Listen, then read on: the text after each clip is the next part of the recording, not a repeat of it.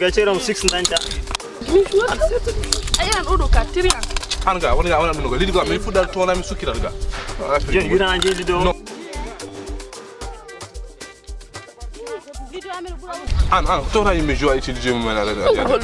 La famille garemi walla mone feere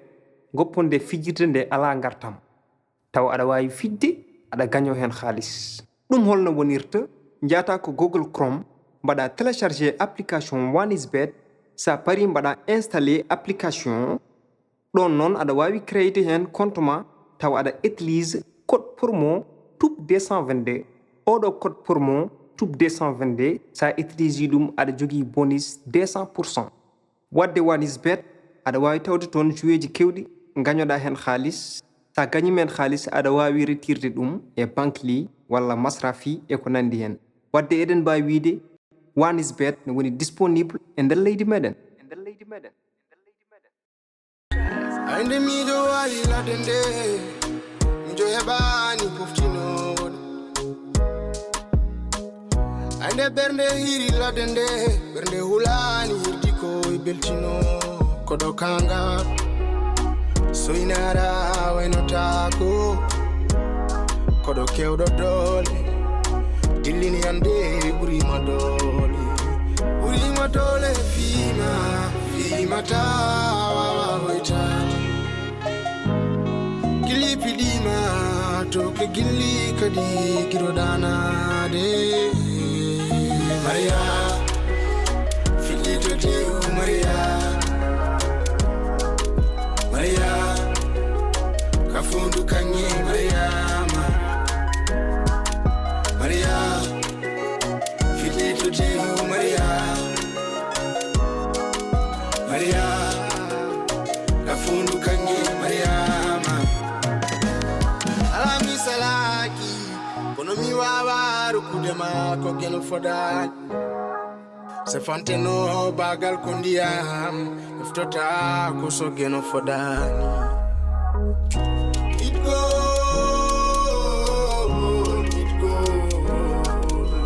le chadele garduɗi mum gurnima ka fotani wima dole fimata waytade gilli piɗima to ke gilli kadi giroɗanade Maria filito dew Maria kafundu kanye Maria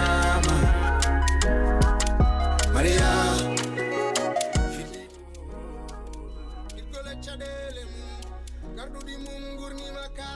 fotani wima dole fimata waytade gilli piɗima to ke gilli kadi giroɗanade Maria filito dew Maria kafundu kanye Maria filito dew Maria kafundu kanye alhamdulillah rabbil alamin yeti jumra subhanahu wa ta'ala min kam so haldal min wonta duggoyɗo en en fotan pirine ɓeyɗe min wonta duggoyde ceerno muusi so Allah an kam mbar ko jam comme tampour kadi jeernde metti hankadi an wattata duggoyde mi hannimama ɗo min wawa duggoyde aɗa ko jimmi andindema suko debbo e janggata jeere koye nder suudu yummi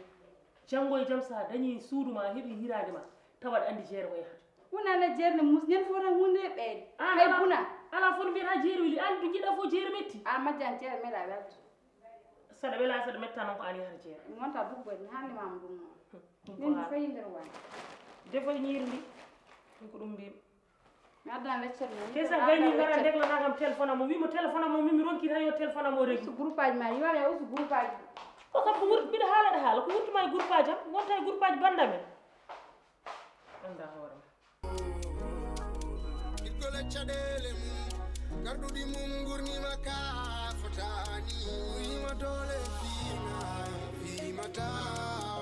waytade gilli piɗima yetti Allah juuli e rasul sallallahu alaihi wasallam yetti kadi jinnaɓe on tawno ina wiye kala ko bobo dañi heede e famlu yetta Allah yetta jinnaɓe on amin Allah yetto aten jikkoyi min jiɗi kam leeli hannde de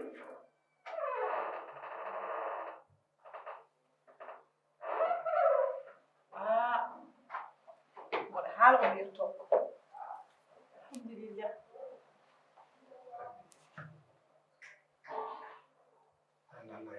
kala ne jiimani mboɗo ɓeydo yettude Allah mboɗo ñaagui Allah yo taw min yeeɗa yewelde kay andal foti ɗi kon nden nder tan nde faama Maymuna aɗa andi min Allah hokkimi tan ko aane Amadou Momi hande noon bebbe am mboɗo yiɗi jewten aɗa andi ɓiɗɗo debbo so ɓooyi wontat ko yummu an ka nenam hande mboɗo yiɗi waajade mi seeɗa ay gurdam aduna ko dingolori ko fitti kadi dingolori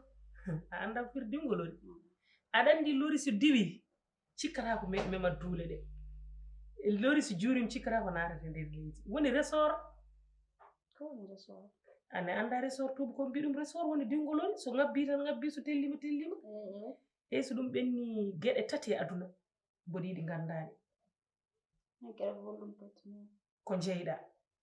ɗum ko an tan goto jeeyi ɗum ko gurdam ma ko ndendeɗa ɗum koko ndenduɗa e jinnaɓe ma hakkude ma e sehilaɓe ma hakkude ma eɓe gurduɗa ka jeeya noon woni gurdam jaraɗam woni kaake janane ɗum sa waɗi ɗum tan ma dat e nder gurdam ma dat e saaha ma inchallah kono noon hoore ma nde firide ɗum dañi hattani muuro yaati nden wona ni wayi assalamu aleykum hayyo amadam ni dene weleni hayyo amadam jota noon joɗo jalo amadam teli an watan ber an en detto bamman wano ni de wama winna Omar so arti taw kutu kos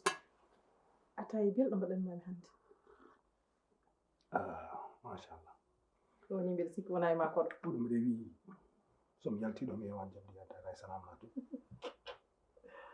a watta ɗum min jiɗirmi ni kan tan wawi waɗirde noon eyyo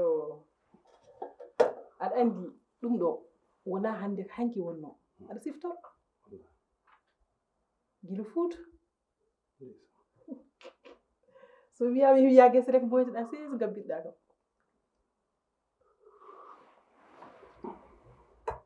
firti ɗum ɗo wona hannde koko ɓooyi ɗum ɗo ko Allah foti kadi wonat tan aɗa andi min oɗo débat sara haal ɗum il faut mi cotto less isa par ce que a yaat ɗum waɗi par ce que on siftiriɗo ko faut mi cotto isa jotta feere so wiyama yimiyaki suba law dogade wa hen mbimi taw ko anda yaade guese kono sa ari tan ndem softan joni noon ndisan Allah waɗata e hoddiroji Allah gila e cukagu dogo ɗo gila e suuɗuruji gila e fof ndisan hana Allah waɗata ay fodore Allah hay goto wawi hadde ɗum de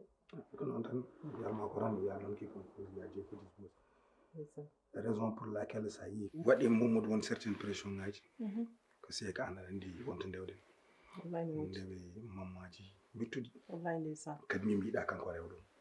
no wodi kadi wonto ndewɗen mbiɗa kanko rew ɗum raison pour laquelle à chaque fois so ɓurani ɗum ɗon nan en wawi sikkuma raw wasra amatol min de samtin mam ngolɗa teli watan ber hande ko weltare alhamdulillah aɗa andi ko mbinomami ko tan bamma toyamin muyam fo ne waɗanno hande jinmi tan ko miijoɗa e peinture galle men o goobu mum jooɗi ala mi ala mi yoɗde ko mbayla min change peinture o amdam acca wala reset maɗɗum gasande hokkam no furma wallahi mi heɗi nen mboɗo jogii yange fonde wadde inchallah nene ma Mariam Deme wutte jooɗɗo jinmi dafanami cakka less wuddu ɗum jinmi mbaɗana inchallah ko mbiɗi min nene yimɓe jewten seeɗa par ce que sino ko sagam kanko joofiɗo mi taƴa kanko jiɗɗon kadi mi waɗa kono jamono joni musi ko kalɗa ko watten hakkille mom change mon peinture o ko accanno kam ɓuronna ko gaccata ha min adressé mi waɗ ɗum Wat kam mi haala mi haala ko cukalel eyi haal haɗa ma haalde goɗɗum tan eyi haal an kay ana meeɗa waɗ sohlude ala ko jimmi min tan wonmo heɓande jiiɗa o resede min yoppu dewgalam gal woni kam resede heɗomo tan heɗomo nde ɗamini ɗum mayri koye galle feno kono heɗomo kanko aɗa andi ko wino fof kala ko jofino taƴi heɗom golle mi ƴewtoma taƴa jimbo ƴeera kam iPhone 15 gonga aɗani eyi sa gasni kadi yimɓe jaade mbanna kam shopping conna kam comci baɗen sakuje nda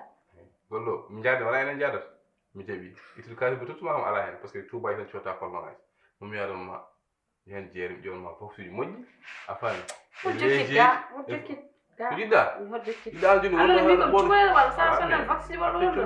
comci men seeɗa mi weltima sa fof arta hen seeɗa ɗon bayrannomami kadi ko ɗon padannomami kadi a yettima miɗo sodiri pantalon ngaji on tinata he dokkateɗo yo haade rokke ɗum jimmi andinde annano vaccine waɗa holma ko kodda haw hangel accana mo wonko mbiɗa faami ɗo kalata ɗo ko kalata ɗo wallahi mboɗo faami ɗum jiɗɗa ko Mamadou wayni inchallah rabbi hoto huul ko min jewnuɗa ko min muyinima mo wano jiɗɗa o wayni ayno mbaɗani ko noon o wayata nde tawno an machallah ko daɗɗo giƴiraɓe muto yummo rutti daɗi ɓeta jeewa wadde hammadi ma wonata hammadi fisiri ngale deñi ɓernde ma en tout cas ko ɗum tan aɗa andi min mbeɗa ɓadima kala e sahaji mami yaa eto lijjidde mi ƴeewa ko wuuri koko holɗum eko waɗata ko kadi min haydara o sutta kam kono an ndeysan o hersetto eyi ko noon tan il faut tan ko dagga hen junngo ma no feewi ala caɗele giɗɗo kadi wonno min entreprise o ko jiɗi woppude ɗum e junngo makko sa yii hannde leeli artude ni ɗum ɗon fof jeeya hen donc il fallait comme jagganamo junngo bon kadi surtout avec les nouveaux partenariats et tout ça fait jiɗon pour a wawa ɗum reno quoi parce que hankadi hannde sa hankadi société sa yi hankadi a waɗi hen hankadi 30 ans de service so doole donki yo doole keɓɗo online woodi raison pour laquelle kanko ni jiɗmi kanko e hoore makko yo wayno mbami ni yo ɓernde mabɓu donc ɗum waɗi on banggue en uddi hakkillam no feewi uddi hakkillam no feewi no feewi no feewi no feewi giɗilam eyi comme an wona aɗa yona kam aɗa yona kongulam oɗo ɓiɗɗo o momtanat men gonɗi kewɗi o momta gonɗi bandiko en ayno timirɗa kam ni min ko noon timirmi Mamadou wadde toon yo ɓernde ma ɓuuɓ toon minen ɗiɗi fof emin lesma kadi kanko omon lesam les alhamdulillahi rabbil alamin alhamdulillahi rabbil alamin alhamdulillah hamdan daiman ina wodani tagaɗo hamdinade alhamdulillah ala kulli hal ata yo wili on wona machallah ata wili machallah gasi ɗum tagi kala heure ata yo so yon titan a artat nene a faami joni min mami ƴeew no mbaɗirten ɗum a faami ha jo o saha seeɗa yaw yangege kadi inchallah ma woni ko jiilon mami waɗe junngo ma yiɗa faɗɗede a faddetake an nene ma tan yataga joɗoga ha pare gasi ma Allah newno inchallah tenen mi haala min mayri lere koyɗe ma hannde an kam cikkata cukalel hen aflutomi hannde hey min kam mina jamni ɗum kam mbaɗanima wani yaade oppu jambur haasidagal o yarata hen mbimi ɗo ko an woni Amadou añ ɓe dañta sagoji mumen ko warma e oppu jambur ko warma jam ino wiyata ɗum ni ande len goto fof jogui koyngal muɗum banggue yallah ɓeyni min sutoraji aduna tan mboɗo ñaagui Allah tan yo Allah suuron nde wonno aduna ko sutura kala ko neɗɗo dañi ko ala sutura moƴƴani ko sutura woni foof inchallah te woni jejjite kadi son juuɗi kadi duwawuji ba ala min mi serani duwanadem to gonmi fof komi duwi kadi mi hejjiti ay yanade bamma nde wat feere kadi jaaha tirbisoyɗa ƴewtoyɗa min oɗo aljuma oɗo passé mi yiɗon ɓenno ala ɗon gonne e moƴƴi kis Allah jarama aljuma galo kam jiɗi ƴewde ka brikaji sen fewni ɗum ande miɗo wawi ladde nde miɗo heɓani poftinoɗo ande ɓernde hiri ladde nde ay wuro men gonno waya tellement c'est beau nam problème tu ne vois rien tout haydara yihaɗo haydara remarkam Comment lampaji ni ɓiɗatinni c'est beau no rayi mais tu vois problème kala ko woni aduna an fadi peu importe ko mbawmi yiide peu importe ko wawi won si an hewa yeb quoi c'est sûr non mbaɗa so tawi so sûr ou pas juste question et je veux savoir juste une question oɗon et puis tu attends une réponse Voilà, je vais te répondre exactement. Mais avant de dire genre, vraiment, genre, comme avec moi, une truc, et puis c'est une chose que je tiens au cœur. Par exemple, d'ici peu de temps, 5 ans, après 6 ans, qu'est-ce que tu imagines de nous? Ka pose kam wode question garɗa mbaɗɗa fulla ma no gonge ma Odin andu ko woni hakkille ma par exemple kalma kam peut-être an haala kam 5 ans min mbiri mbiyata kam dans 2 mois an haala kam haala 5 ans 2 mois là mais je te parle de l'avenir en fait nana hande ultima yoti a ñantide nene oɗo de waɗe am ko urul aynima firdewsima mariam feccere fittando ma waɗe am a waɗi ko foti wadde temi haalanma haɗani ɗo classe am oɗon kamɓe fof groupe o goomu o fof gori mum fof waɗani ɗum honno ni ne wonde kaala ne wonde course ne wonde lati kanko de wiyani yomi yamboɗo situé ñaguimi allah tan ko ya fandin amin amin haala hokkuma takkon mboɗe o amin ñaguimi allah toɗo woni maymouna i maymouna kay mbo sikki ala nande aɗa sappi ko i joji woppu ɗum ɗo to ana orlong majji ɓoɗo uti kam buɗugaji kam an jiɗama yettim ɓanduma jampon te ñami haalama guiɗel gotel mbaɗami hakkille ma debbo kalluteɗo mo wiyata malaikaji juurtata ɗon te surtout malaikaji asuki ɗum emin cohli ɗum arsugo emin cohli ɗum mi nanani de debbo ma ɓonta ko fantanaga yo bodi ñandi non wona gotum iko serdi min on ɓurma darade ay gare gay taw min mi nanani ko kalɗa joni hokkam mi nana sade min kumba ñaara mbiɗa hoɗum an kalɗa ko minani ɗum kon jalto ka jalto to paɗa comme jo resto min kumba firande mo liccete ɗum ɗum ala hinan ma licci ɗum sagine yimɓe hirani kirton mbiya saginande wawonno ñamere wona galle min yalta elle ɓoccore anga jiɗɗa jaggirdi wona noon de sakki jamma yaltu ɗum wodan ɗo eyi min andi kam ɗum hanki a yaltan ɗo min mi yalti hanki aran mo mbayni ɗa kam mbiyama sehil ma jogui invitation manda hoɗum ko hoɗum manda ko hinnata e manda amadou hokkam seeɗa an mande ndiyam watti oppude lawol muɗum mane mbattuɗa yaltude jaam sakata waɗe ha mi anda ko resto mi anda ko kesto ko jigi kumba ko jiganima jigma ko wonde saram aɗa defanami kono wona ummade e nder pecce jamma ɗe waɗa yaha mi anda ko resto mi anda ko pecce jamma ko pecce jamma kay minen min de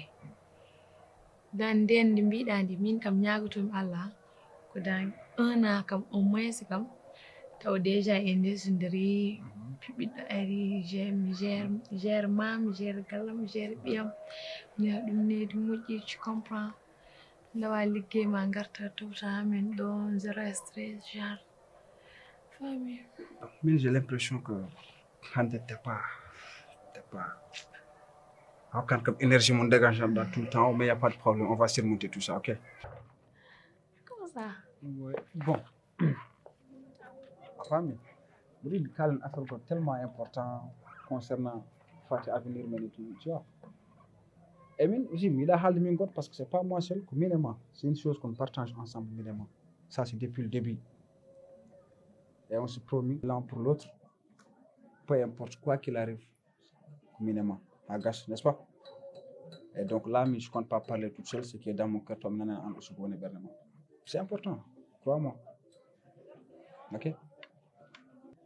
kallo ay unoɓe so cuuɗodiren nafta ko unata ko ɗiggata minima gila holnden minima chaque jour ko même haala kaleten ha mandi vas-y haalnam ha mandi te mino miɗo gommi ɗo gonga jiɗɗa min komi pelliɗo komi parɗo pour wurdude ma à vie mi dartinta te an oɗo projet mo kalɗa en kaldi ɗum ɓooya aduna an koyema heddi min hannde minima ko allah wi ko woni ken cuwa wadde kono kala ko debbo waɗanata gorko muɗum e nder suudu mbeɗa waɗanma kala ko waɗanata ɗum e nder galle mbeɗa waɗanma mi yeccitaki hay goto mi darani hay goto projet oɗon nag an foti darade hen anani mi wona kaɗa namdo kam min ko ponmi wadde min kay ko ponmi wadde ko hollum mbaɗami alors que an ko premier pas a waɗa hen d'accord min hande mariam hiirani eyyi wallahi o hiiri kay mi o noddi kam wi kam joguino manda makki to mi jogui mariage manda mais kam o wi kam atti woɗɗude kam o départ kam omo ara alhamdulillah mi fayi tan mi fayinimo nala ma inchallah ala Mariam mi si ana yaltani gallo an ko nanirta nen ja coodo so yidi mi yaa pare mo piya ko ko joxo ko jigi kumba ko jigani mo bi ak kumba panda no dam joni mi ara mi jak aɗa andi ndiyam mero ko lawol muɗum nen yatan ay oɗo ɓiɗɗo accum mo hele mo ƴelde bal min jinmi ko ndeg lawol ni an kay teji son serte mo salam alaikum alaykum salam ayyo mamati ayyo ma moy mo ne yo Firdaus ko don tambe ahiri wala digi waji son tambe wala sala ko mo legi na mere namdon modo a hide mara lawo be mo te wallahi mi wonde yewno de mi ko na hela fula na nda dum do kam ko joni xewi berante an kam ko mbaɗanɗami ko no te ko fantinata min mboɗo reweteno ñamade garmi bitik tan joom bitik o wi kam ñamande yoɓam mi anda ko an mi anda ko an wona min de o toñat ko konko de ɗum ɗo mbiɗa ko an jeeyi ɗum jiforɗa nak mi yiɗa haydara men ma ila buuɓi no wona noon arde muɗuma ko noon te alhamdulillah rabbil alamin a yiɗi selliyade renti selliya selliya ɓuuri hewde min aɗa andi gomi koko ɓuuri selliya min ko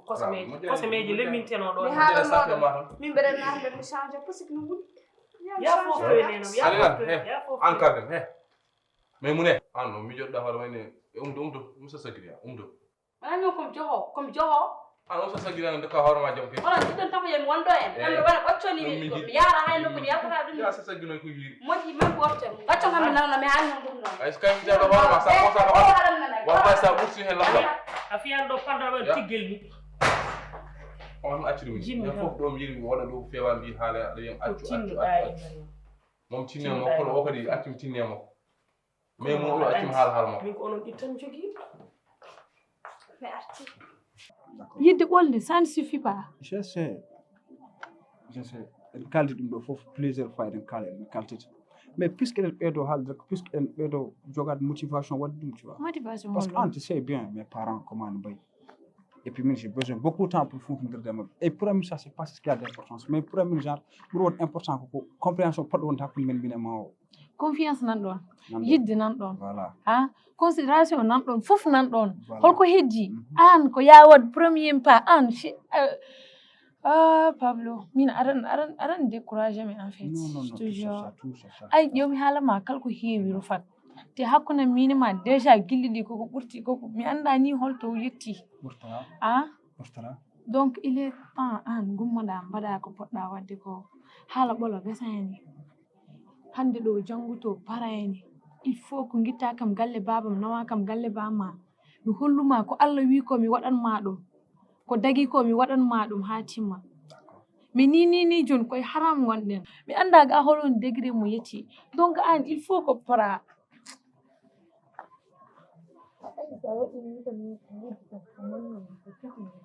parce que mi ɗa haala ce genre de parole tu vois c'est sûr an kay ñaaguimi Allah tan ko mbaɗɗa e ɓerde ma ko yo Allah yetti allahumma amin inchallah Allah hokki sago hoore ma aɗa andi pulaar ne jogii konngol pulaar wima so giƴe ɓuriima yimo moƴƴo yo tawa aɗa daɗi ɗum e juddiɗo moƴƴo an ɗiɗi fof nan ɗo aɗa jogii min mboɗo mi komi yumma min kam aɗa andi haaltaade kadi mo cuɓiɗa e nder ɓerde ma ɓoggi ɓerde ma ɗi nani kala ko tooyaami kala ko muuyama omo waɗanami ñande en wonko defanimi ɗo ni mi annda fof no sukaaɓe mbiya ñande heen ñaami tan ko haalidam hande wurɗum alhamdulillah rabbil alamin mi ɗum tan jinnomi wonan e jaam yimɓe cuuro wona e jam mumen ɗum tan jiɗimi somi yimono men pijo men jala mbeɗa welto hen donc lafcat yo Allah ɓoyno men allahumma amin yo Allah ɓoynoma toɓɓirde cuuruji gonɗi tooɗi noon mi hiri de mo maddama hen nak ay koɗon mbaɗannoma haala haal kon hakkumo ɗum mi haalta hen ni ay noon yoɓanoma haalaɓe kono kadi ma fuɗɗito joni waɗan min tan woni sukarama fof topitoma aɗa andi ko jimmi mbaɗa ngabbinmo ha dow telinamo ha less min waɗi hen caché esam tan yummu toppitomo de inchallah aɗa andi min nden e jamanam ba makko so ɗani muɓitta guite ok pas de problème et min tout ce que je veux aɗa hollu que tu sois là balla kam surmonte min gonmi dow ko mi wona ɗum aran hollum kallo min saha mbiɗa hula subhanallah somi miiji min yiɗɗo mbay mi yiddemo ni tan mi hulat non, si tu n'existais pas, en fait, nous avons la chance d'être. C'est ça. Oui, mais malgré que tu existes. Oui, soit disant que Bernam de Hans aura mis à cause de moi. Mais il faut qu'on travaille. Non, mon mot de couramment. Mais à venir, déjà, je l'ai tracé. Tu nommes d'une nombre qui a halamen ko woni mijo mais entier là à dégage eau énergie tout ça je sais pas pourquoi wona dum no gardirda yam ni tan musique kam parce que ar halan kam min projet ɗiɗon genre c'est fini ça ok askay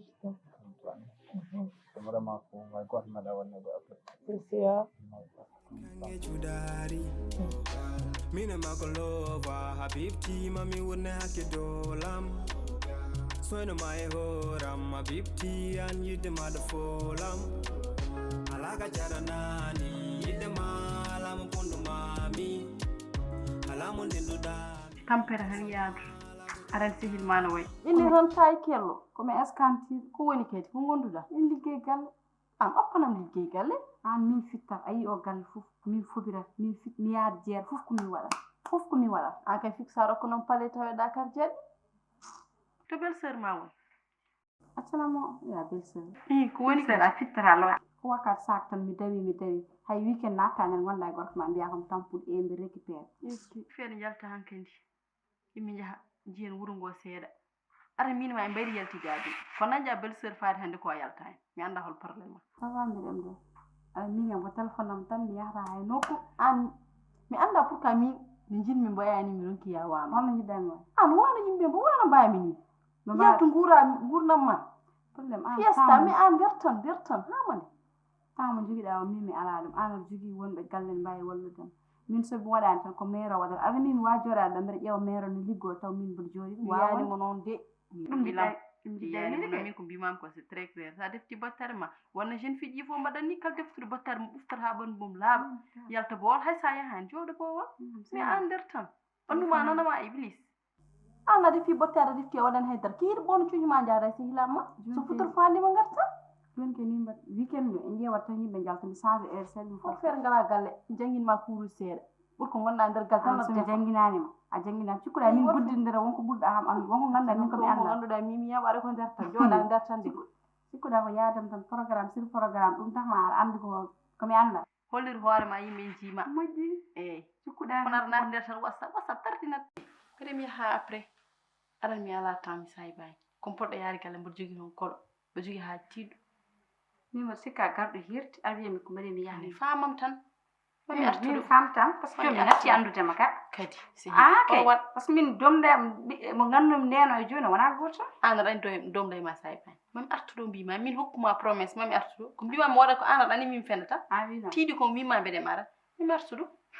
min hala ma firta dum ya ko ma gonda ko yaari ha mi hat mami artudo bima mi sehi an wino nde jogi débat juudo hal men ka hejando d'accord e on samni gal minal ne am jaatare ala tere sehi ha gungo tan inshallah e on samni on some tracks ande mi do wali la dende njo hebani poftino ande bernde hiri la dende bernde hulani hirdi ko beltino kodo kanga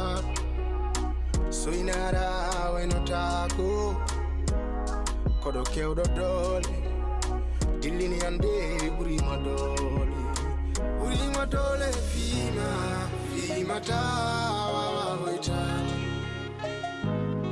gili pidima to ke gili kadi kirodana de Maria